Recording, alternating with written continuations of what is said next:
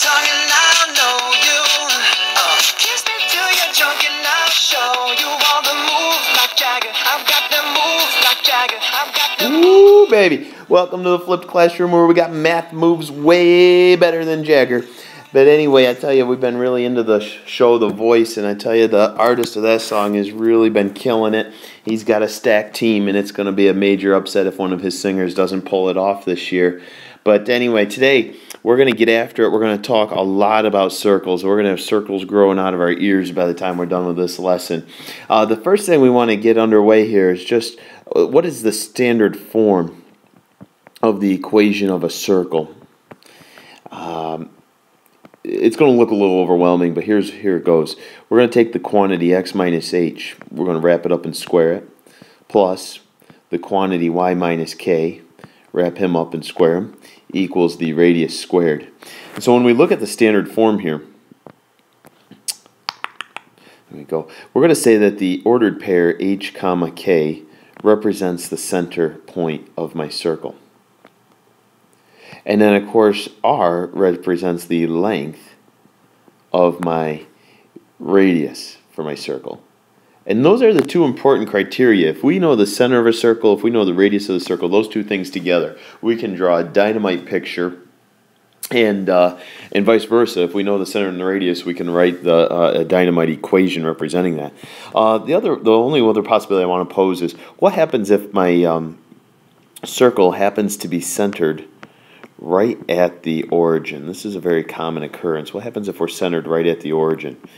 All right, question mark. Well, what that means is both my h value is going to be 0 and my k value is going to be 0. And if we substitute a 0 in for those particular letters, we're going to just end up with x squared plus y squared equals r squared. So a little simpler version, and so that's what it's going to look like if we happen to be centered at the origin. Other than that, we're looking for this standard form right here. Very popular. This is something we're definitely going to have to know by heart. Okay, we're going to rattle off 4 sketches here really quick. The first one I want us to sketch is just the very basic circle. X squared plus y squared equals 4. The one thing I always want you to get in the habit of jotting down on your paper is, let's identify the center. This one's just 0, 0 because there is no h, there is no k value that we can visibly see, and then the radius. In other words, the radius is what number just got squared in order to produce that 4, and I would say a 2. Whoops, wrote an R. So our center is 0, 0, our radius is 2. We're going to spend a few seconds here just trying to draw the neatest circle we can. Notice I started with the center, and then I went 2 units up, 2 units left of the center, 2 units below the center, 2 units to the right of the center. And this is going to be, some of these are going to be worse than others, that's for sure. But hey, that's one of my better ones. I'm telling you what, I'm going to give myself a little pat on the back. One of the better ones I've ever drawn, unfortunately, and that tells you how bad some of them are going to be. The second one I want to try is, let's take the quantity x minus 2 squared plus the quantity y plus 3 squared equals 36. So we identified the center. The center is actually going to be, now remember on the previous slide we said if you see x minus h, then h is the x coordinate of the center. So when you see x minus 2, it's actually 2 that's the center. And then when you see y plus 3, it's actually negative 3 that's the center. Okay, there's your center of your circle. Your radius is going to say, well, what number just got squared to produce 36? So we'll say 6. And let's see, we're going to go 2 units to the right, 3 units up. There's the center. And then from there, I'm just going to go 6 units up. So that should put us up here around 9. 6 units left, 6 units to the right, and 6 units below here. Let's see, is that... Oh, something doesn't look right. What just went wrong? Yep, we're going to be... Let's try that one. Okay, and then 6 plus 3 is 9. Yeah, that looks about right. Okay, so then our circle's going to go through those endpoints right here. And yeah, this is kind of a ugly looking circle, but hopefully yours is slightly neater than mine. Okay, let's go get another one here. Let's try, this is number 3. Whoops. Okay, this is number 3. Let's try x plus 1 quantity squared plus y minus 5 quantity squared equals a crazy 50. So here's the deal. The center is fairly basic. Hopefully you said -1, comma, +5. In other words, let's keep it simple. All we're going to do is negate the numbers you see here in these parentheses, and that'll tell you your center. Now the radius is going to be the square root of 50. And we're going to simplify that, and we could say, well, that turns in, we broke it down to radical 25 times radical 2, and that turned into 5 radical 2. And right now you're starting to panic because you're like, oh my garage, how am I going to, how do I know what 5 radical 2 is? Well, we could certainly type that in a calculator. It's going to be about 7.1. It's just a whisker bigger than 7. Keep in mind these are sketches. That means we got to get pretty close, but it doesn't have to be the most exact thing we've ever graphed. So I'm going to start with my center, -1, comma, 5. And then I'm just going to go 7, approximately 7 units to the right, about 7.1 units to the right, 7.1 units up. We're off the grid a little bit. 7.1 units to the left, and then 7.1 units down. And hold your breath, hold your breath. Okay, gets us in the ballpark. All right, let's rattle off one more sketch here just to make sure that we're experts before we move on today. Let's try x minus 4 squared plus y plus 1 squared equals 16. So a little sloppy here. That first grouping says x minus 4, so the center is +4, comma, -1 with a radius of 4. I'm going to go ahead and plot that point. Right 4 units down 1, there's my center. I'm going to go 4 units up, 4 units to the left. Ooh, something special just happened there. We'll talk about here in a few seconds. 4 units down, 4 units to the right. Something really wild is happening. That circle is just skimming the y-axis, okay? And I've been wanting to try this for a while. I'm going to try a little arrow thing here. Let's see if we can, let's see if we can move it right there. Boom. Right where the tip of my arrow is. That purple circle is just skimming the y-axis. And in math, we have a very special name for that. We say that the circle is, whoops, I moved the whole thing. Okay, we say that that circle is tangent to the y-axis in this case, okay? Tangent to the y-axis. In other words, what we're saying is that circle just skims it, does not cross through it, it just skims it, and that's something special that's going to come up later today. Okay, our next chunk of problems, I'm gonna give you the center and the radius ahead of time, and then I'm gonna ask you to write the equation. So the first example, let's pretend the center was supposed to be 0, comma 0, and we wanted the radius to be 3. Could we write an equation that satisfied those two conditions? Hopefully you recall that our standard form says quantity x minus h squared plus the quantity y minus k squared equals r squared. And throughout this entire set, I'm going to keep plugging things into there. So I'm going to substitute a 0 in for h, a 0 in for k, and then the 3 for r. And what we're going to end up with, x squared plus y squared equals 9. Let's see, example number 2. Let's say that the center has to be -2, comma 5, and that the radius is supposed to be 12. That's a big number. We'll see what we do. So here's what it might look like. Let's say x minus, and then I'm going to substitute that -2 in for the h value, plus y minus, substitute the 5 in for k, and then last but not least, we'll substitute the 12 in for r. So it's very messy right now. We're going to try to clean it up a little bit. This first grouping, because of the double negatives, we could say x plus 2, quantity squared, plus y minus 5, quantity squared, equals 144. And that equation looks pretty good. Alright, I want to try to do one more, and this one's certainly a little crazier. Let's say that the center is at, let's try +3, -6, and here's where it's going to get crazy. We're going to say that the radius has to have a length of 3 times radical 2. So we're just going to start substituting. We're going to keep things simple. We'll substitute the 3 in for h, and then we're going to substitute the -6 in for y, or I'm sorry, for k. And then we're going to substitute the 3 radical 2 in for our r. You notice that whole ugly number is getting squared. So we'll start to clean up a little bit. We've got our x minus 3 quantity squared. We've got our y plus 6 quantity squared. Make sure you agree with that plus sign. And then over here, we might do a little scrap work here. That's supposed to be, that's a 3 radical 2 times another 3 radical 2. That's going to give us 9 radical 4. which turns into 9 times 2, which is going to be our 18. So there's probably the most complicated one we're going to see as far as writing the equation. Okay, the next set I want to do is sometimes they're just going to throw a picture at you and ask you to write the equation of it. So no big rush here. If I look at the first one, we'll say that the center is at the origin, 0, 0. We'll count the radius. It looks like the radius has a length of 4. And then we'll just put it all together. X squared plus y squared equals r squared, which in this case is 16. The second one's slightly more challenging. We could say that the center here is positive 2, comma, negative 5.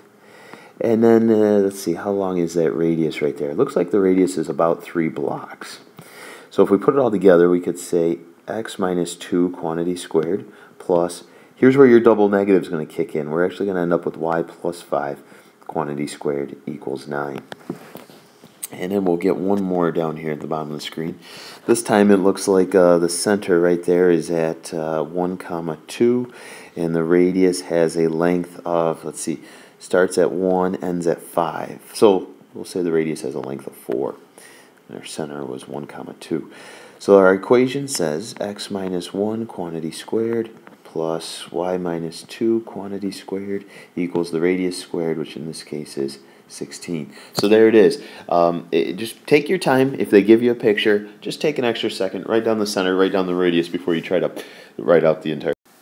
Okay, our next set of questions uses that new fancy buzzword tangent that we're not super familiar with, but we're going to get more and more comfortable with it as we go forth here. So here's the deal. They want me to write the equation of the circle. It happens to have a center of 2, 3, and they want the circle to be tangent to the y-axis. Now, it's very, very important that we always draw a sketch first, okay? I can't emphasize this enough. Taking the extra few seconds to draw your sketch is going to prevent a lot of careless mistakes. So if we identify the center as 2, 3, now again, tangent means that we're going to skim the y-axis. We're going to touch it but not go through it, okay? So what happens is you'll notice right now that point is exactly 2 blocks away from the y-axis if I go straight to it. So what happens is I need to draw a circle that has a radius of 2 units all the way around it. And it'll look something like this. So here's my sketch. And I think now once you visualize it, it's fairly doable. We've identified that the radius has to be 2. Therefore, my equation, we'd say x minus 2 quantity squared plus y minus 3 quantity squared equals r squared, which in this case is a 4. Now let's get fairly creative here. Let's say maybe we want the same center point, but maybe I want to say tangent to the x-axis instead. What's that going to change? Well, we still have the same center like we said, but now if I go straight to that x-axis, I'm now 3 units away. So I want to now generate a circle that has a radius of 3 this time. I'm going to go 3 units all the way around. We'll draw the best sketch we can. Notice we just skimmed that x-axis. We didn't actually cross through it. We've now got a radius of 3 instead, but we still have the same center point. So I'm going to start off x minus 2 quantity squared plus y minus 3 quantity squared equals 3 squared, which in this case is 9. So just be careful whether it's y-axis or x-axis. Draw the best sketch you can, and then from that point on, I think life's pretty easy.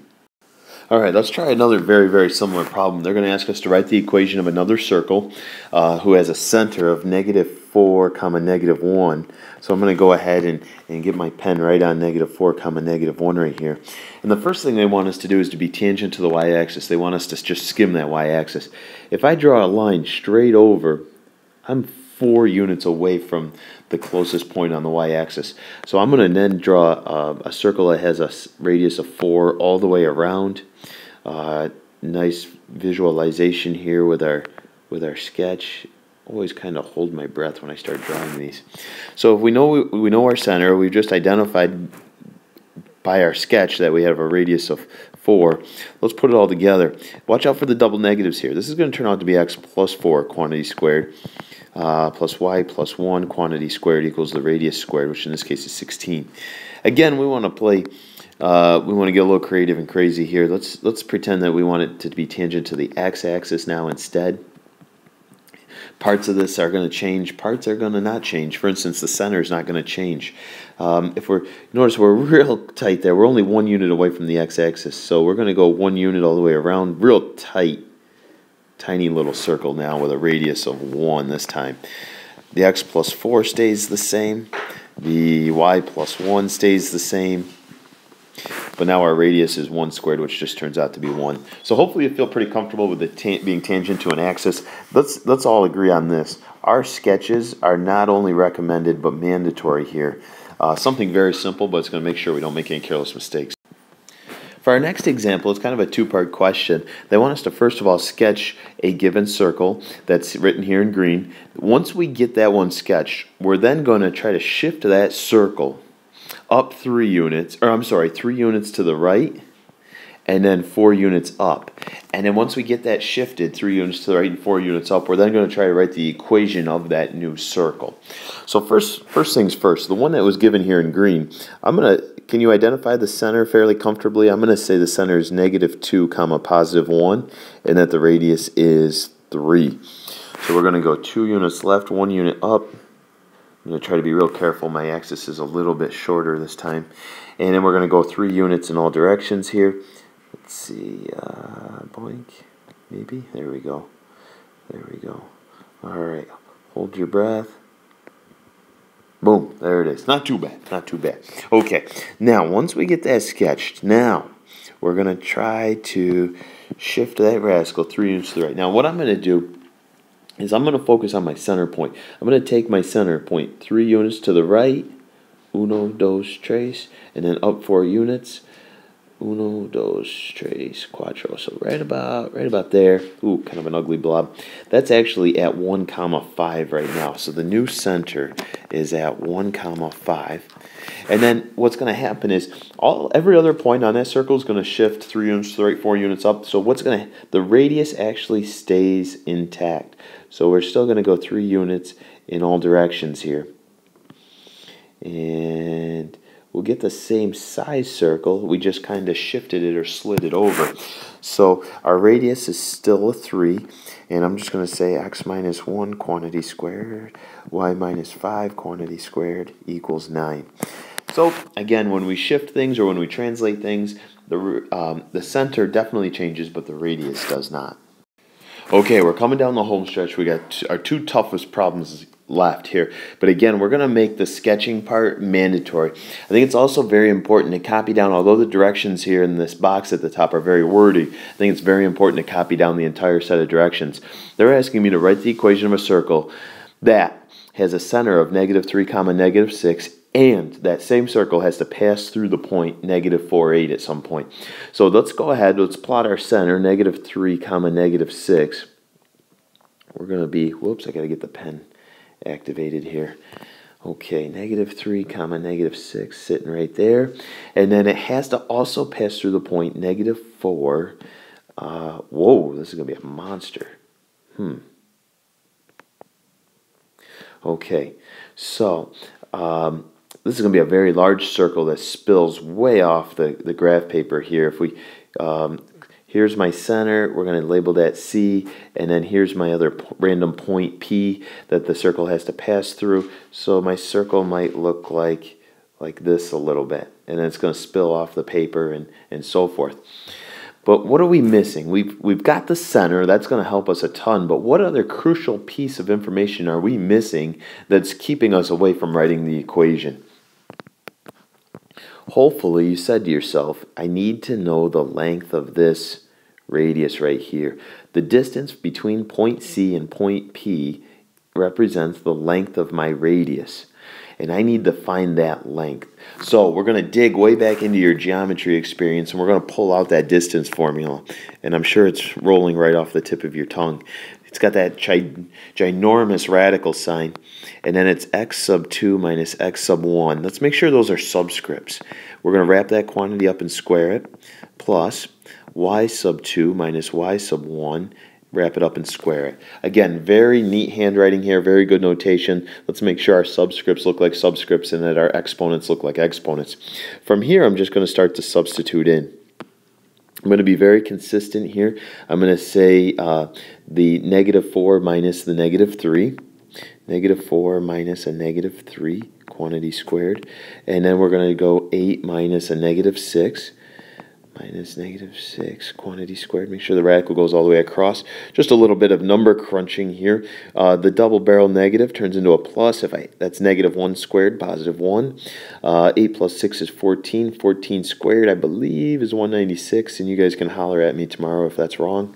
So here it is. Distance equals radical 197, and that represents the length of my radius. Okay, so now we're not quite done. We're not quite done. Now, we still have to answer the question. They want us to write the equation of this circle here. So we know that the center is at, let's see, x minus a negative 3 turns into x plus 3, quantity squared. And then we've got y minus negative 6 turns into y plus 6, quantity squared. And then we need to do the radius squared. The radius here, radical 197, quantity squared. And what's going to happen is that squared is going to kill the square root, and we just end up with a 197 there at the end. So let's rewrite that one more time just to be super efficient here. N equals 197. There it is. If you can read that, more power to you. It's getting a little messy. So we dug out that distance formula. We've got one more example. Let's go get it. Okay, here we go, our very last problem of the day. We're coming down the home stretch, so find a way to really bear down and focus for this last one. It's our most challenging one of the day. They're asking us to write an equation of a circle whose diameter has endpoints of, let's say, 4, comma, negative 1, and another endpoint of negative 6, comma, 7. So those are the two endpoints of the diameter. So we're trying to visualize the circle. And we're going to go ahead, and again, this sketch is not just strongly encouraged, but absolutely required. So we're going to plot the point 4, negative 1, and we're also going to plot the point negative 6, comma, 7. So our endpoint runs from this point here all the way down to this point here. I'm going to call this bear down here point A. That's our 4, comma, negative 1. And we'll call this rascal up here point B. That's our negative 6, 7. And so we're trying to visualize a circle that runs around that one. Yeah, not my best circle ever, but it'll kind of give us a visualization of what's taking place here. Now, as far as writing the equation of this circle, let's try to figure out what we're going to need to accomplish this task. In order to write that equation, just like any other circle, you need two key ingredients. You need to know the center of that circle, and you need to know the radius of that circle. Once we know those two key ingredients, we're good. So I'm going to say, just as an eyeball, it looks like my center's somewhere in here. And then the radius would be the distance from the center out to endpoint A. We could use endpoint B as well, it doesn't matter. But either way, it's the distance between the center and one of the endpoints. So we'll say that that's the length of my radius. So let's form a game plan before we just dive in. Number one, I want to find the center. How are we going to find the center? Well, what I'm going to do is I'm going to calculate the midpoint from A to B. So we're going to find the midpoint of AB. Once we get that, then we're going to go find the distance of line segment. Let's see, if we call the center C, we'll find the distance of line segment AC. Again, we could find the distance of BC. Same thing, should turn out to be the same length either way, so you could take your pick there. So we're going to reach back into our geometry days and pull out two formulas we haven't exactly used in a long time. So we're going to grab the midpoint formula, we'll crank that out, and then we'll go ahead and use the distance formula, and then we'll be just about ready to write our equation. Okay, as far as midpoint goes, think of it as the average. What we're doing is we're taking our two x values, we're adding them together, and we're dividing by 2. Just as if you were trying to find the average of 2 quiz scores or 2 test scores, we're going to just add the two y values together, divide by 2. So instead of thinking of it as some big ugly formula to try to memorize, just think of it as the average of 2 x coordinates and the average of 2 y coordinates. And what I'm going to do is I'm going to say this x sub 1, there's my y sub 1, there's my x sub 2, there's my y sub 2, and we're just going to plug in the appropriate numbers. So here we go. We've got negative 6 plus the 4. Divided by 2, then we've got our 7 plus our negative 1 divided by 2. Do a little mental math here. Looks like I've got negative 1 and then I've got a positive 3.